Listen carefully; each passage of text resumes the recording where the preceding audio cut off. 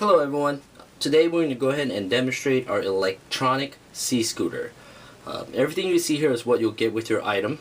You'll go ahead and get the C-scooter itself, along with this mesh carrying bag, the battery, the charger, O-ring set, some lubrication, a manual air pump, which I'll show you how to use later, and a user manual. I highly recommend to read the user manual thoroughly before you actually start using this product. So right now what I'm going to do is I'm going to show you the basic features of the unit as well as how to install the battery. So the unit is fairly lightweight. As you see here, if you look at the unit itself, the little on and off switch is right here. And you have two speed throttles, which are right here. So before you start installing the battery, make sure you charge the battery, which will take about 4 to 6 hours. The battery charger has a light indicator which will indicate that it's full. So once it's full, you can go and install it. The way to install it is, if you look at these two little straps right here, you have to turn these straps towards you in a 90-degree angle and move these out. Move these out of the way, and then you could go ahead and remove the cone. Once the cone is removed, you'll see a little air box right here.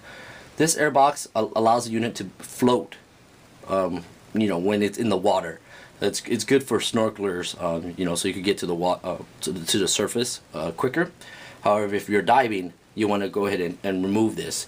Just be aware that the unit will sink if you remove this unit. If you want to go ahead and adjust the unit to have a neutral buoyancy, you would have to remove this little lid right here and insert some type of weight, like rocks or any type of weight in there, and keep testing it and make sure it's it has neutral buoyancy. This unit is very tight to prevent water from getting into the unit. So in order for you to remove it, you have to place it back into the unit itself and twist counterclockwise. So I'm going to do that now just to demonstrate how to remove it.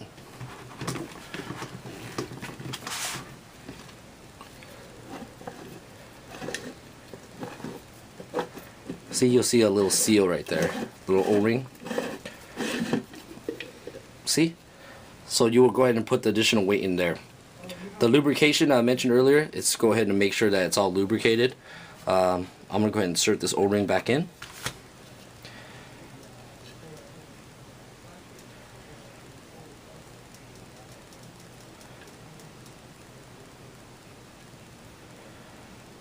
Once the O-ring's back in, you could go ahead and put the lid back on.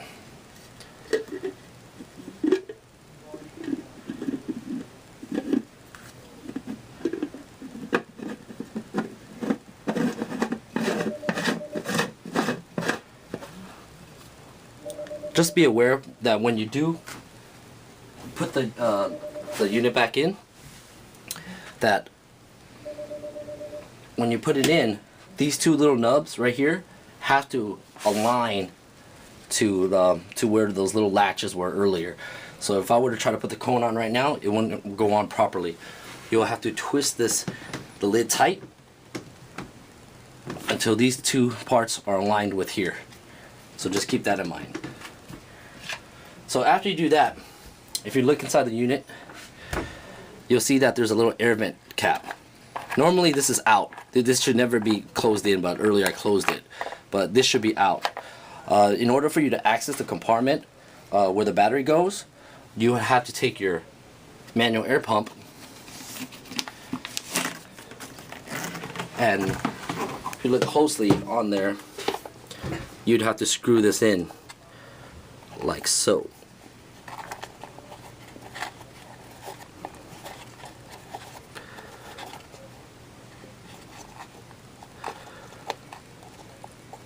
Oh, before you do so, I forgot one little step.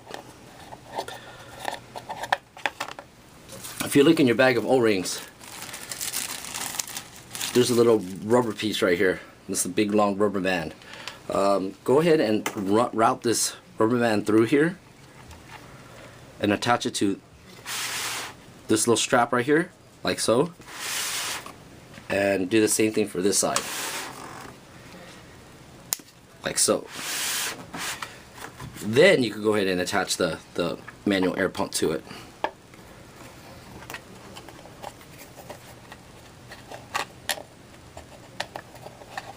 I'll explain why right now, why we need this little rubber band. Okay, so that's on tight. What I'm going to go ahead and do is I'm going to push on this, but I want you to notice how this thing, this lid right here will actually pop up. The reason why we have this rubber band here is to prevent this lid from going all over the place. So I'm going to go ahead and do one quick push on the air vent, manual air pump. See? As you can see, it just lifted up. So I'm going to go ahead and remove this rubber band piece. And I'm going to detach this real quick.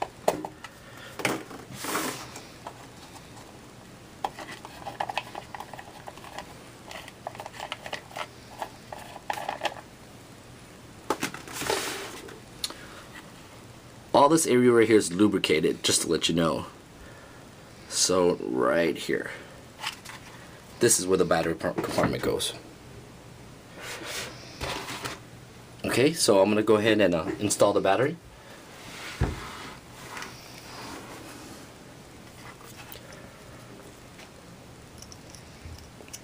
There's a little latch right here on the side that shows you where it's supposed to go.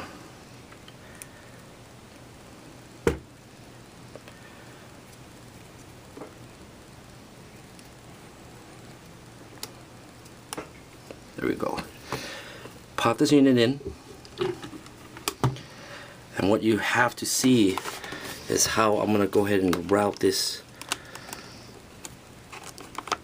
wiring in so it doesn't obstruct anything when I close the lid back on it. Make sure this is properly lubricated on the side. It should be, it comes pre-lubricated, so you don't have to worry about that. Just later on, when you notice there's not that much lubricant, then you got to go ahead and add a little bit on there. So next step is to go ahead and put back this lid. So I'm going to go ahead and put that back. Just make sure the sides are aligned right here. Just like a little nub right here that shows you kind of general. Just center that and you should be okay. So go ahead and push this down. And it should create a flush tight seal. Once that's tight, go ahead and now seal this in. If this unit is going to be stored for and not used for 24 hours, it's better to take the battery out and store it separately from the unit. Also, to leave this little air vent plug out. That's very important. Prevents the buildup of gas inside your unit. So once that's in, go ahead and put your air box in. Put your lid back in, your cone. You notice on the side there's like a little nub that shows you where to line up.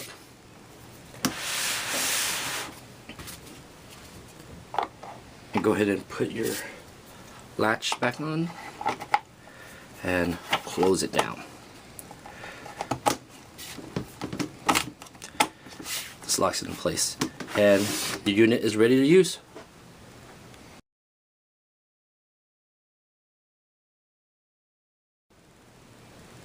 There's a couple other things that you need to note about this unit. Make sure that if children use this, there's adult supervision around. This unit also cannot go below 100 feet below surface water, which is approximately 30 meters. So once again, this is made to go super deep. Another thing to note is that this unit will sound a beep alarm when it reaches under 20% battery life. So that's something to keep in mind. But remember, you're being out in the water and you can't really hear that. So just be really safe when you use this unit. Also, if you notice right here, if you want to go ahead and attach this unit to your equipment, you could go ahead and do that by pulling this part out and running your string through here.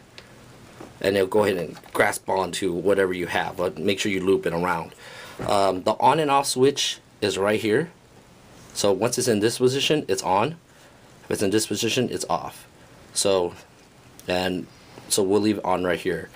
You got two triggers right here. This trigger is for normal operation at normal speed, and this trigger is for high speed. So I'm gonna go ahead and demonstrate how how the triggers work, but you will also hear the beep sound for the low battery indicator.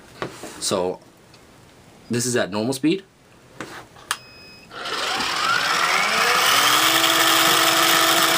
And this is at high speed.